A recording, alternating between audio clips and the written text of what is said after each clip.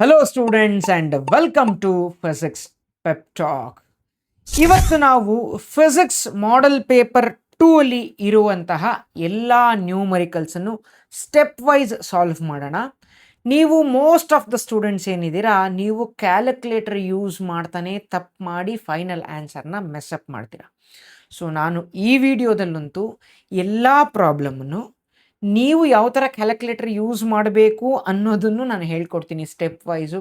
So ಯಾಕೆ ಅಂದರೆ ನಿಮ್ಮಲ್ಲಿ ಯಾರು ಈ ಮೇಯ್ನಲ್ಲಿ ಮಾರ್ಕ್ಸ್ ಕಳ್ಕೋಬಾರ್ದು ಮಕ್ಕಳೇ. ಹಾಗಾಗಿ ಡೀಟೇಲ್ ಆಗಿ ಹೇಳ್ಕೊಡ್ತೀನಿ, ಎಂಡ್ವರೆಗೂ ನೋಡಿ. ಸೊ ಮೊದಲನೇ ಕ್ವಶನ್ ಓದೋಣ. So in a parallel plate capacitor with air between the plates, ಒಂದೇ ಒಂದು ನಿಮಿಷ.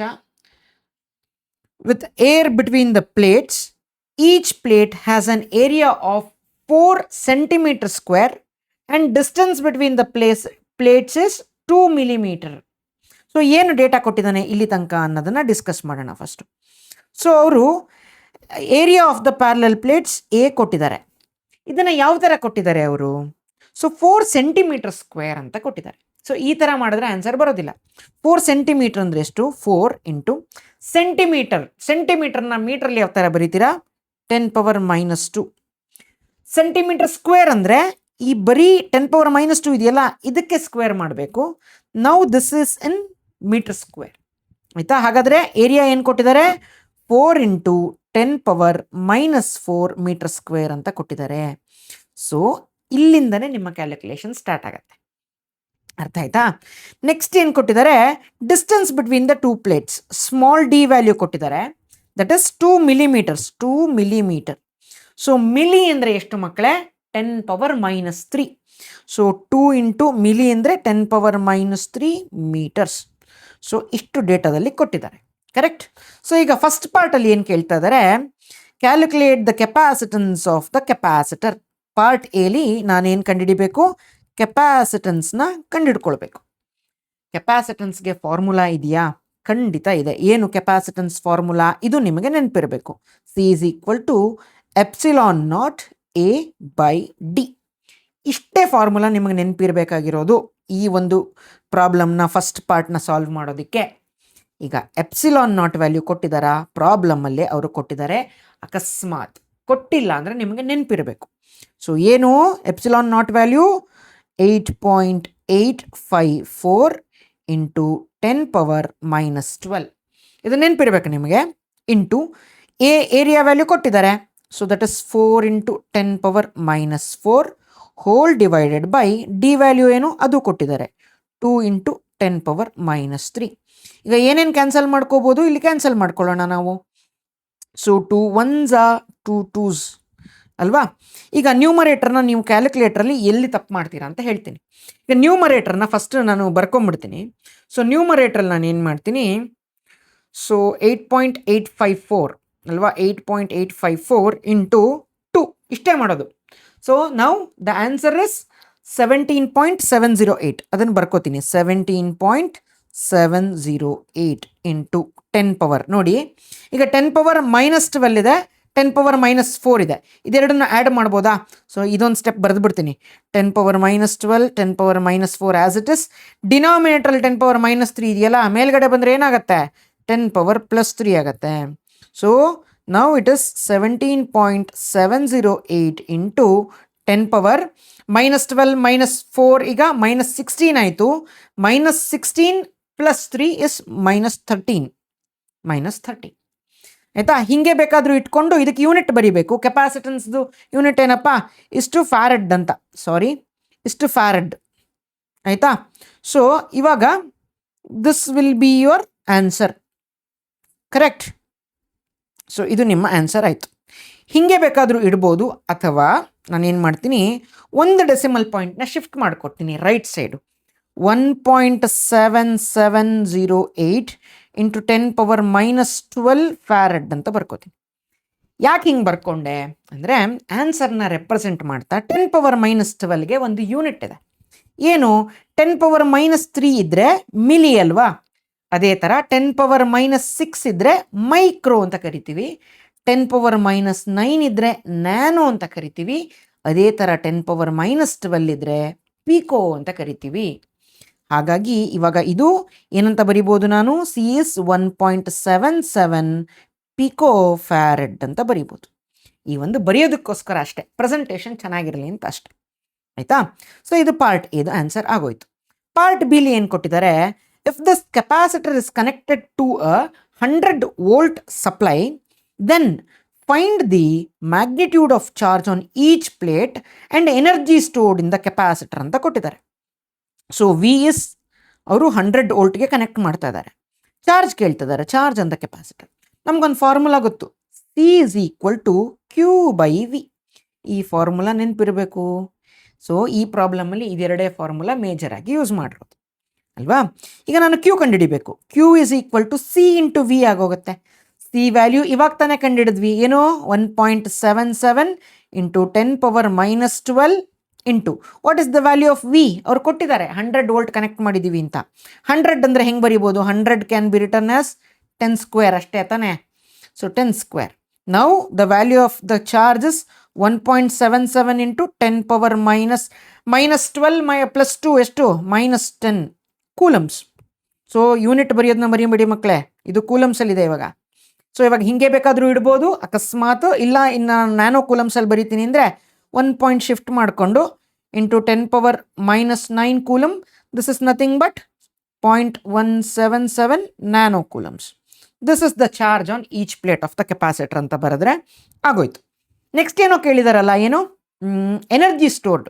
ಎನರ್ಜಿ ಸ್ಟೋರ್ಡ್ಗೆ ಆ್ಯಕ್ಚುಲಿ ಒಂದು ಡಿರೈವೇಷನ್ ಇದೆ, that is U is half C V square, correct. So ಇದ್ರದ್ದು ನೆನ್ಪಿಟ್ಕೊಳ್ಳಿ. ಸೊ ಈ ಒಂದು ಪ್ರಾಬ್ಲಮಲ್ಲಿ ಎಷ್ಟು ಫಾರ್ಮುಲಾ ಯೂಸ್ ಮಾಡಿದ್ದೀವಿ, 1 ಆ್ಯಂಡ್ ಇದೊಂದು 2 ಆ್ಯಂಡ್ ಇದೊಂದು 3, ಮೂರನೇ ಫಾರ್ಮುಲಾ ಇದು. So half into what is the value of C, that is 1.77 into 10⁻⁻12 into V square. V ಅಂದರೆ ಎಷ್ಟು, 10 square. 10 square the whole square, 10 square the whole square ಅಂದರೆ 10⁻4 ಆಯಿತು. ಸೊ ಇವಾಗಲೂ ಅಷ್ಟೇ ಕ್ಯಾಲ್ಕುಲೇಟರ್ ಯೂಸ್ ಮಾಡ್ತಾ ಹುಷಾರು. ಕ್ಯಾಲ್ಕುಲೇಟರ್ ಬರೀ ಒಂದು ಸ್ಟೆಪ್ಪಲ್ಲಿ ಮಾಡ್ಕೊಂಡ್ರೆ ಸಾಕು. ಇವಾಗೇನು 1.77 ಡಿವೈಡೆಡ್ ಬೈ 2 ಮಾಡ್ಕೋತೀನಿ ಅಷ್ಟೇ. 1.77 ಬೈ 2 ಎಷ್ಟು ಬರುತ್ತೆ, 0.885, 0.885 ಅಷ್ಟೇ ಬಂದಿದ್ದು ಆ್ಯಸ್ ಇಟ್ ಇಸ್. ಇಂಟು ಇದೆರಡು ಮಾತ್ರ ಉಳ್ಕೊಂಡಿದ್ದು, 10⁻⁻12 10⁻+4 ಅಂದರೆ 10⁻−8. ಸೊ ಹಿಂಗಾದರೂ ಇಟ್ಕೊಳ್ಳಿ. ಇದು ಹೆಂಗೂ ಇದರಲ್ಲಿ ಜೌಲ್ಸಲ್ಲಿ ಬರೆಯೋದಲ್ವಾ, ಹೀಗೆ ಇಟ್ಕೊಂಡ್ರು ಆಯಿತು. ಅಕಸ್ಮಾತ್ ಇಲ್ಲ ಅಂದರೆ 8.85 ಇಂಟು 10⁻⁻9 ಜೋಲ್ಸ್ ಅಂತಲೇ ಬರೆದ್ರು ಆಯಿತು, ಆಯಿತಾ. ಇದನ್ನು ಬೇಕಾದ್ರೆ ನ್ಯಾನೋ ಜೋಲ್ಸ್ ಅಂತ ಬೇಕಾದರೂ ಬರ್ಕೊಳ್ಳಿ, ಅದರಲ್ಲಿ ಏನೂ ತಪ್ಪಿಲ್ಲ, ಆಯಿತಾ. ಸೊ ದಿಸ್ ಇಸ್ ಇದು 3 ಈ ಪ್ರಾಬ್ಲಮ್ಗೆ ರಿಕ್ವೈರ್ಡ್ ಸೊಲ್ಯೂಷನ್ ಆಗಿ ಇರುತ್ತೆ. ಸೊ ನೆಕ್ಸ್ಟ್ ಪ್ರಾಬ್ಲಮ್ನ ನೋಡೋಣ. So next problem current electricity chapter ಮೇಲೆ ಬಂದಿರುವಂಥದ್ದು, ಆಯಿತಾ. ಏನು problem, A copper wire of length 50 centimetre and diameter 1.1 mm carries a current of 3 amperes.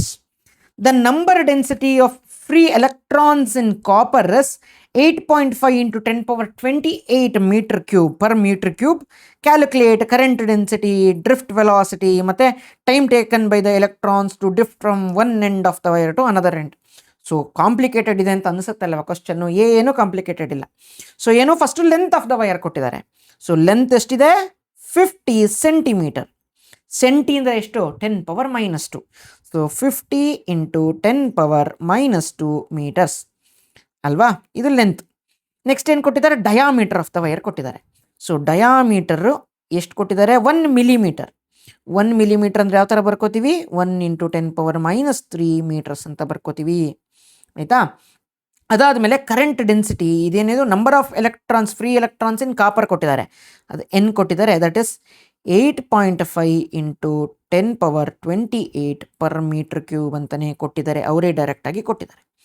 ಈಗ ನನಗೆ ಫಸ್ಟ್ ಏನು ಕಂಡುಹಿಡಿಯೋಕ್ಕೆ ಕೇಳ್ತಾ ಇದ್ದಾರೆ, current density. So current density ಅಂದರೆ ಏನು, formula J is I by A, current per unit area ಅಷ್ಟೇ. ಇಷ್ಟು ಕಂಡುಹಿಡಿದ್ರೆ ಆಗೋಯ್ತು. ಈ ಫಾರ್ಮುಲಾ ಬರೆದ್ರೆ 1 ಮಾರ್ಕ್ಸ್ ಬರುತ್ತೆ ನಿಮಗೆ. ಕರೆಂಟ್ ಕೊಟ್ಟಿದ್ದಾರಾ, ಕರೆಂಟ್ ಕೊಟ್ಟಿದ್ದಾರೆ, they have given the current is I is 3 amperes ಅಂತ ಕೊಟ್ಟಿದ್ದಾರೆ ಆಲ್ರೆಡಿ, ಕರೆಕ್ಟ್. ಏರಿಯಾ ಕೊಟ್ಟಿದ್ದಾರಾ, ಏರಿಯಾ ಕೊಟ್ಟಿಲ್ಲ. ಸೊ ಫಸ್ಟು ಏರಿಯಾನ ಕಂಡುಹಿಡ್ಕೊಳ್ಳೋಣ. ಏರಿಯಾ ಏನು, ಫಾರ್ಮುಲಾ ನೆನ್ಪಿಟ್ಕೊಳ್ಳಿ, ಏರಿಯಾ ಇಸ್ πr² ಅಷ್ಟೇ, πr². Radius of the wire ಕೊಟ್ಟಿದ್ದಾರಾ? ಕೊಟ್ಟಿಲ್ಲ. ಆದರೆ ಏನು ಕೊಟ್ಟಿದ್ದಾರೆ? ಡಯಾಮೀಟರ್ ಕೊಟ್ಟಿದ್ದಾರೆ. So radius is diameter by 2 ಅಷ್ಟೇ ಅಲ್ವಾ? Diameter divided by 2. This can be written as pi into D by 2 the whole square. So ಇದನ್ನು ಕ್ಯಾಲ್ಕುಲೇಟ್ ಮಾಡ್ಕೊಂಬಿಡೋಣ. Area is pi into D ಅಂದರೆ ಎಷ್ಟಪ್ಪ? 1 ಮಿಲಿಮೀಟ್ರು. 1/2 1/2 ಅಂದರೆ ಎಷ್ಟು? 0.5 ಮಿಲಿಮೀಟ್ರು 10⁻³ ಇದನ್ನು ಸ್ಕ್ವೇರ್ ಮಾಡಬೇಕು. ಸ್ಕ್ವೇರ್ ಮಾಡ್ತೀನಿ. ಸರಿ, ಈಗ ಏನಾಗುತ್ತೆ? What is the value of A ನಾವು? ಪೈ ವ್ಯಾಲ್ಯೂ ಏನು? ಸೊ ಫಸ್ಟ್ ಪೈಗಿಂತನೂ ಇದನ್ನು ಕ್ಯಾಲ್ಕುಲೇಟ್ ಮಾಡ್ಕೊಂಬಿಡೋಣ. 0.5 ಸ್ಕ್ವೇರ್ 0.5 ಇಂಟು 0.5 ಮಾಡ್ತಾ ಇದ್ದೀನಿ ನಾನು. 0.5 ಸ್ಕ್ವೇರ್ ಅಲ್ವಾ? ಸೊ ಇದ್ರ ವ್ಯಾಲ್ಯೂ 0.25 ಬಂತು. ಈಗ ಇದನ್ನು ನಾನು ಪೈ ಜೊತೆ ಮಲ್ಟಿಪ್ಲೈ ಮಾಡ್ತೀನಿ. ಪೈ ವ್ಯಾಲ್ಯೂ ಎಷ್ಟು? 3.14. ಸೊ ಆನ್ಸರ್ ಎಷ್ಟು ಬಂತು ನೋಡಿ? 0.785 ಇಂಟು 10⁻³ ದ ಹೋಲ್ ಸ್ಕ್ವೇರ್ ಇದೆ. ಸೊ 10⁻6 ಆಗುತ್ತೆ. -6 ಮೀಟರ್ ಸ್ಕ್ವೇರ್. ಸೊ ನಾನು ಏರಿಯಾನು ಕಂಡಿಡ್ಕೊಂಡಾಯ್ತು. ಈಗ ನನಗೆ ಏರಿಯಾನೂ ಗೊತ್ತು, ಐ ವ್ಯಾಲ್ಯೂನೂ ಗೊತ್ತು. ಫಸ್ಟ್ ಪ್ರಾಬ್ಲಮ್ಗೆ ಡೈರೆಕ್ಟಾಗಿ substitution. Current density J will be, I value ಏನು? 3 ಆಂಪಿಯರ್ಸ್ ಡಿವೈಡೆಡ್ ಬೈ ಏರಿಯಾ ಏನು? So area is 0.785 into 10⁻6. 10⁻6 ನ್ಯೂಮರೇಟರ್ಗೆ ಬಂದರೆ 10⁻6 ಆಗುತ್ತೆ. 3 divided by 0.785 into 10⁻6. So density, current density will be, ಇವಾಗ ಏನು ಮಾಡ್ತೀನಿ? ಕ್ಯಾಲ್ಕುಲೇಟ್ರಲ್ಲಿ ಬರೀ 3 ಡಿವೈಡೆಡ್ ಬೈ ಇಷ್ಟು ಮಾತ್ರ ಮಾಡ್ಕೋತೀನಿ. 3 ಡಿವೈಡೆಡ್ ಬೈ 0.785 ಎಷ್ಟು ಬರುತ್ತೆ? 3.82 ಅಂತ ಬಂತು. ಸೊ 3.82 ಇಂಟು 10⁻6 ಇಂಟು 10⁻6 ಯೂನಿಟ್ ಏನೋ? ಯೂನಿಟ್ ಏನೋ? Current per unit area. ಕರೆಂಟ್ಗೆ ಯೂನಿಟ್ ಏನಪ್ಪ? Ampere. Divided by area. Area ಅಂದರೆ per metre square. So ampere per metre square. So first ಆನ್ಸರ್ಗೆ ಇದು. ನೀವು SI ಯೂನಿಟ್ ಬರೀದೇ ಇದ್ದರೆ ಮಾರ್ಕ್ಸ್ ಹೋಗುತ್ತೆ. ಬರೀರಿ ಮಕ್ಕಳೇ, ಸಿಂಪಲ್ ಆಗಿದೆ, ಅದನ್ನು ಮಿಸ್ ಮಾಡ್ಕೋಬೇಡಿ. ನೆಕ್ಸ್ಟ್ ಅವ್ರು ಕೇಳ್ತಾರೆ ಅದನ್ನು ಡ್ರಿಫ್ಟ್ ವೆಲಾಸಿಟಿ ಕೇಳ್ತಾ ಇದ್ದಾರೆ. VD ಕಂಡುಹಿಡಿಬೇಕು ಪಾರ್ಟ್ ಬಿಲಿ. ಸೊ ಪಾರ್ಟ್ ಬಿಲಿ ನನಗೆ VD ಕಂಡುಹಿಡಿಯೋಕ್ಕೆ ಫಾರ್ಮುಲಾ ಏನು? I is NAEVD. ಕರೆಕ್ಟಾ? ಇದರಲ್ಲಿ VD ಬೇಕು. ಈ ಫಾರ್ಮುಲಾ ನಿಮಗೆ ನೆನಪಿರಬೇಕು. ಸೊ ಅದಕ್ಕೆ ಹೈಲೈಟ್ ಮಾಡಿ ಕೊಡ್ತಾ ಇದ್ದೀನಿ, ಆಯಿತಾ? ಆ್ಯಂಡ್ ನಿಮಗೆ ಇದ್ರದ್ದು ಎಕ್ಸಾಕ್ಟ್ ನೋಟ್ಸು ನಿಮಗೆ ಬೇಕು ಅಂದರೆ ಫಿಸಿಕ್ಸ್ ಪೆಪ್ಟಾಕ್ ಆ್ಯಪನ್ನು ಡೌನ್ಲೋಡ್ ಮಾಡ್ಕೊಳ್ಳಿ. ಪ್ಲೇಸ್ಟೋರಲ್ಲಿ ಸಿಗುತ್ತೆ. ಅದರಲ್ಲಿ ಲಾಗಿನ್ ಕ್ಲೀನಾಗಿ ಆದಮೇಲೆ ಫ್ರೀ ಮೆಟೀರಿಯಲ್ಸ್ ಅಂತ ಒಂದು ಸೆಕ್ಷನ್ ಇದೆ. ಫ್ರೀ ಮೆಟೀರಿಯಲ್ಸ್ ಅಂತ, ಅದರಲ್ಲಿ ನೀವು ಮಾಡೆಲ್ ಕ್ವಶನ್ ಪೇಪರ್ ನ್ಯೂಮರಿಕಲ್ಸ್ ಅಂತ ಒಂದು ಫೋಲ್ಡರ್ ಮಾಡಿ ಈ ವಿಡಿಯೋದು ಈ ಎಕ್ಸಾಕ್ಟ್ ನೋಟ್ಸ್ ನಾನೀಗೇನು ಬರಿತಾ ಇದ್ದೀನಲ್ಲ ಇದನ್ನೇ ಕೊಟ್ಟಿರ್ತೀನಿ ನಿಮಗೆ. ಸೊ ಯೂಟಿಲೈಸ್ ಮಾಡ್ಕೊಳ್ಳಿ ಮಕ್ಕಳೇ. ಸೊ VD ಬೇಕಲ್ವಾ? VD is I/NAE. ಇಷ್ಟೇ, ಕರೆಕ್ಟಾ? ಸೊ ಈಗ ಐ ವ್ಯಾಲ್ಯೂ ಗೊತ್ತಾ ನನಗೆ? ಗೊತ್ತು, 3 ಆಂಪಿಯರ್ಸ್ ಅಂತ ಗೊತ್ತು. ಸೊ ನ್ಯೂಮರೇಟ್ರಲ್ಲಿ 3 ಬರ್ಕೋತೀನಿ. ಎನ್ ವ್ಯಾಲ್ಯೂ ಗೊತ್ತಾ? ಎನ್ ವ್ಯಾಲ್ಯೂನು ಗೊತ್ತು. 8.5 ಇಂಟು 10⁻28 ಅದನ್ನು ಬರ್ಕೋತೀನಿ. 8.5 ಇಂಟು 10⁻28 ಇಂಟು ಎ ವ್ಯಾಲ್ಯೂ ಗೊತ್ತಾ? ಕಂಡಿಡ್ಕೊಂಡಿದ್ದೀವಿ. 0.785 0.785 ಇಂಟು 10 ಎಷ್ಟಪ್ಪ? 10⁻6 10⁻6 ಇಂಟು ಇದನ್ನು ನೆನ್ಪಿಟ್ಕೊಂಡಿರಬೇಕು. ಚಾರ್ಜ್ ಆಫ್ ಎನ್ ಎಲೆಕ್ಟ್ರಾನ್ನ ಯಾವತ್ತೂ ಮರಿಬಾರ್ದು. 1.6 ಇಂಟು 10⁻19 ಕೂಲಮ್ಸ್. ಸೊ ಇದು ನಿಮಗೆ ನೆನಪಿರಬೇಕು. ಅದಕ್ಕೆ ಹೈಲೈಟ್ ಮಾಡಿ ಮಾಡಿ ಸ್ಟ್ರೆಸ್ ಮಾಡಿ ಹೇಳ್ತೀನಿ. CETಲೂ ಬೇಕು ಮಕ್ಕಳೇ, ಆಯಿತಾ? So 1.6 into 10⁻19. ಈಗ ಕ್ಯಾಲ್ಕುಲೇಷನ್ ಮಾಡ್ಕೊಳ್ಳೋಣ. ನಾನು ಫಸ್ಟ್ ಏನು ಮಾಡ್ಕೋತೀನಿ? ನ್ಯೂಮರೇಟರ್ನ ಹಾಗೆ ಇಟ್ಕೋತೀನಿ. ಡಿನಾಮಿನೇಟ್ರಲ್ಲಿ ಏನೇನು ಮಲ್ಟಿಪ್ಲೈ ಮಾಡ್ತೀನಿ ಅಂತ ಹೇಳ್ತೀನಿ. 8.5 ಇಂಟು 0.785 ಇಂಟು 1.6 ಫಸ್ಟು ಕ್ಯಾಲ್ಕುಲೇಟ್ರಲ್ಲಿ ಮಾಡ್ಕೋತೀನಿ ನಾನು. ಸೊ ಇಲ್ಲೇ ತಪ್ಪಾಗೋದು ನಿಮ್ಮದೆಲ್ಲ. 8.5 into 0.785 into 1.6. So 10.676 as it is ಬರ್ಕೋತೀನಿ. ಏನು 10.676 ಇಂಟು ಈಗ ಇದನ್ನು ಸಿಂಪ್ಲಿಫೈ ಮಾಡ್ಕೋತೀನಿ. 10⁻28 ಇಂಟು 10⁻6 ಇಸ್ 10⁻22 ಆಯಿತು. 10⁻20+22 10⁻19 ಅಂದರೆ 10⁻+3 ಆಯಿತು ಅಷ್ಟೇ. +3 ಕರೆಕ್ಟ್. ಸೊ ಇವಾಗ 10⁻+3 ನ್ಯೂಮರೇಟರ್ಗೆ ಹೋದರೆ 10⁻−3 ಆಗುತ್ತೆ. So 3 divided by 10.676 into 10⁻−3. What is the value of drift velocity ನಾವು? ಇವಾಗ ಈ ಫಸ್ಟ್ ಟರ್ಮ್ನ ಸಾಲ್ವ್ ಮಾಡ್ಕೋತೀನಿ. 3 ಡಿವೈಡೆಡ್ ಬೈ 10.676 ಎಷ್ಟು ಬರುತ್ತೆ? 0.281 0.281 into 10⁻³ metre per second. So ಇಷ್ಟೇ ಬೇಕಾದರೂ ಇಟ್ಕೊಳ್ಳಿ ಆನ್ಸರು, ಇಲ್ಲ ಒಂದು ಡೆಸಿಮಲ್ ಪಾಯಿಂಟ್ ಶಿಫ್ಟ್ ಮಾಡಿಬಿಟ್ಟು 2.81 ಇಂಟು 10⁻⁻4 ಆಗುತ್ತೆ. 1 ಡೆಸಿಮಲ್ ಪಾಯಿಂಟ್ ಈ ಕಡೆ ಹಾಕೊಂಡಲ್ಲ, metre per second. This is the drift velocity of this required question. ಆಯಿತಾ? ಸೊ ಪಾರ್ಟ್ ಸಿನೂ ಇದೆ. ಇದಕ್ಕೆ ಟೈಮ್ ಟೇಕನ್ ಕೇಳ್ತಾ ಇದ್ದಾರೆ. ಟೈಮ್ ಟೇಕನ್ ಹೇಗೆ ಕಂಡುಹಿಡ್ಕೊಳ್ತೀರಾ? Basic definition of velocity. So velocity is distance travelled by time taken. ಕರೆಕ್ಟಾ? ಇಲ್ಲಿ ಡ್ರಿಫ್ಟ್ ವೆಲಾಸಿಟಿನ ಅದೇ ಥರ ಮೆನ್ಷನ್ ಮಾಡ್ತೀನಿ. ಸೊ ನನಗೆ ಬೇಕಾಗಿರೋದು ಟಿ ಈಗ L by V D. So length of the wire ಕೊಟ್ಟಿದ್ದಾರೆ ಅವರು. ಲೆಂತ್ ಎಷ್ಟಿದೆ? 50 centimetres.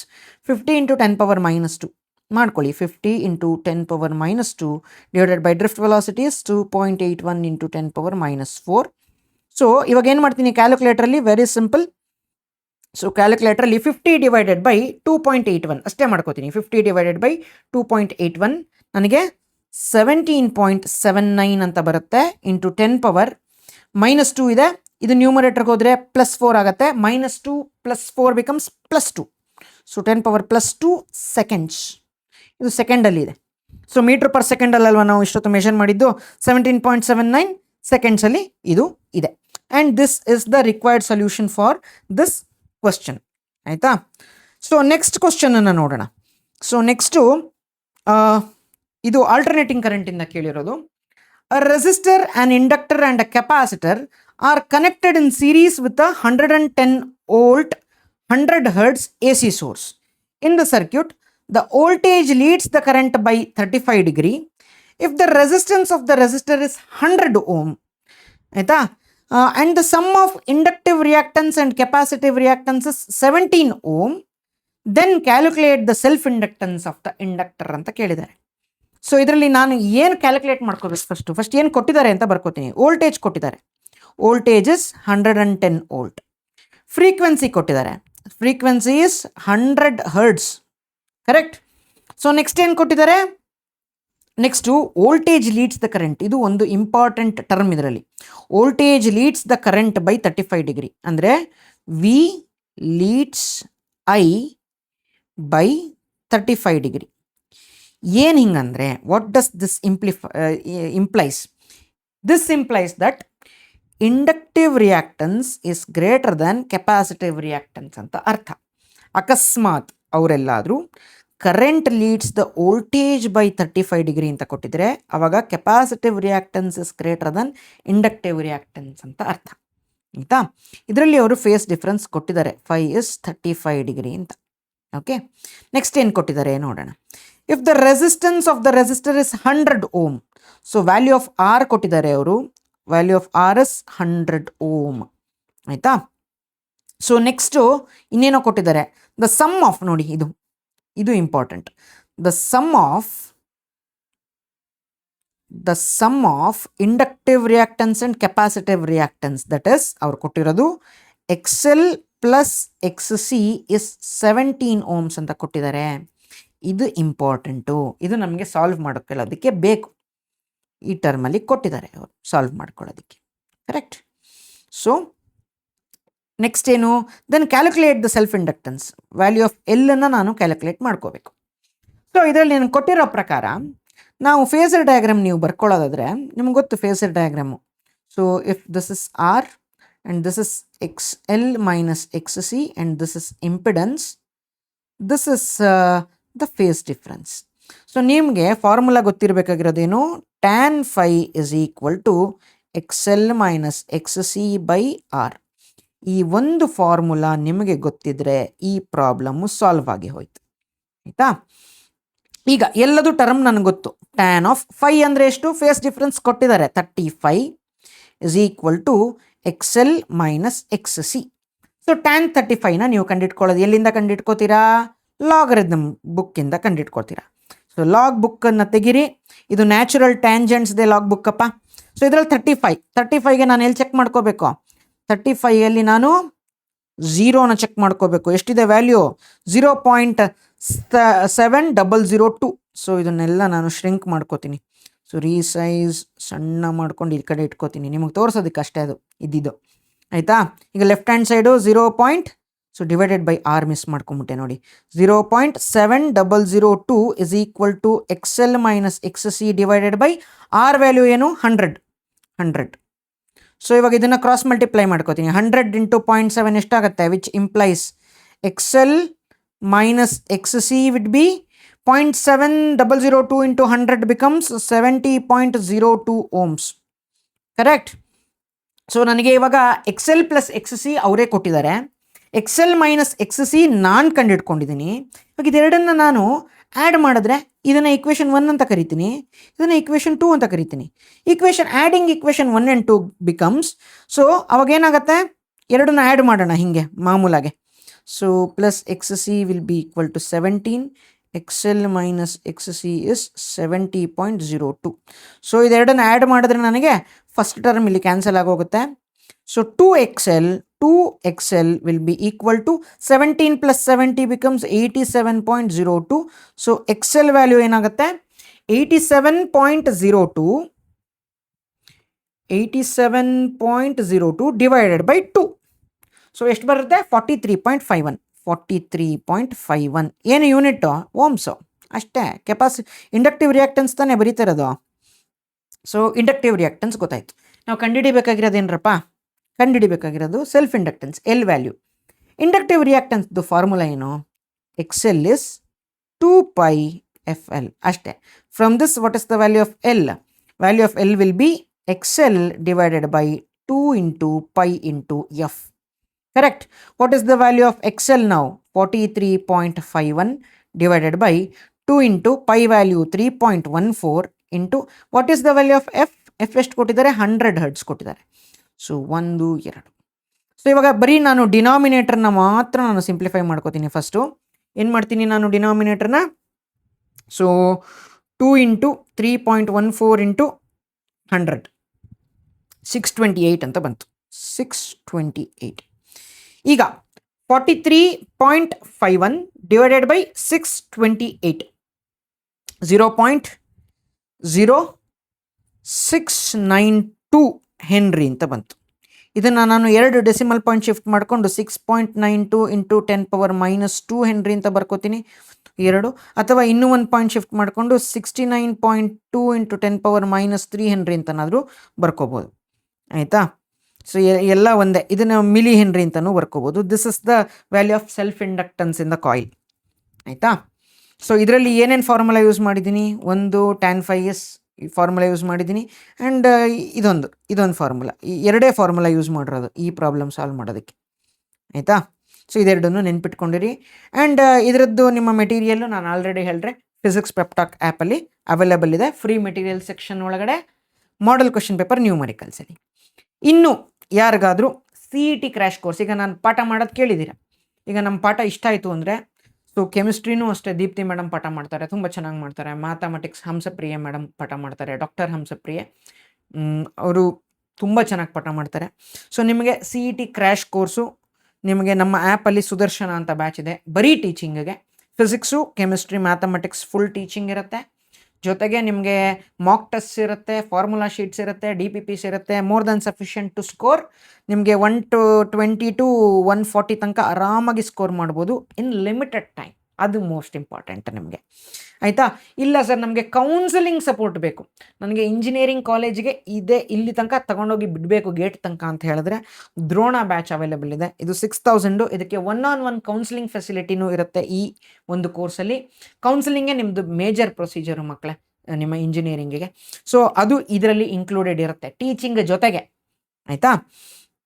So and again board ಎಕ್ಸಾಮ್ಸ್ಗೆ ಯಾರಿಗಾದರೂ ಕ್ವಿಕ್ ರಿವಿಷನ್ ಅಂದರೆ ಇನ್ನೊಂದು 20 ಡೇಸಲ್ಲಿ ನಾನು ಕಂಪ್ಲೀಟಾಗಿ ಫಿಸಿಕ್ಸು, ಕೆಮಿಸ್ಟ್ರಿ, ಮ್ಯಾಥಮೆಟಿಕ್ಸ್ ಓದಬೇಕು ಅಂತ ಹೇಳಿದ್ರೆ ಕ್ವಿಕ್ ರಿವಿಷನ್ ಪರ್ ಸಬ್ಜೆಕ್ಟು 999 ಇದೆ. ಕಾಂಬೋದಲ್ಲಿ ತಗೋತೀನಿ ಅಂದರೆ 2499 ಇದೆ. 20 ಡೇಸಲ್ಲಿ per hour 2 hours per day, 2 hours per subject ಕೊಟ್ಟರೆ ಸಾಕು. 6 hours ಓದಿದ್ರೆ ಪರ್ ಡೇ 20 ಡೇಸಲ್ಲಿ full physics, chemistry, maths cover ಆಗುತ್ತೆ. ಆಯಿತಾ. ಇದೆಲ್ಲದು ನಮ್ಮ ಆ್ಯಪ್ ಥ್ರೂನೇ ಲಾಗಿನ್ ಇರೋದು. ಮತ್ತು ಕಮೆಂಟ್ ಸೆಕ್ಷನಲ್ಲಿ ಹೇಳಿ ಮಕ್ಕಳೇ, ನಮ್ಮ ಟೀಚಿಂಗ್ ಹೇಗೆ ಅನ್ನಿಸ್ತಾ ಇದೆ ನಿಮಗೆ ಅಂತ ಕಮೆಂಟ್ ಸೆಕ್ಷನಲ್ಲಿ ಹೇಳಿ. ಆಯಿತಾ. So that's it for this video guys. This is your teacher Nagabharana signing off with a smile. I'll meet you guys in the next video. Until then, have a nice day. Bye.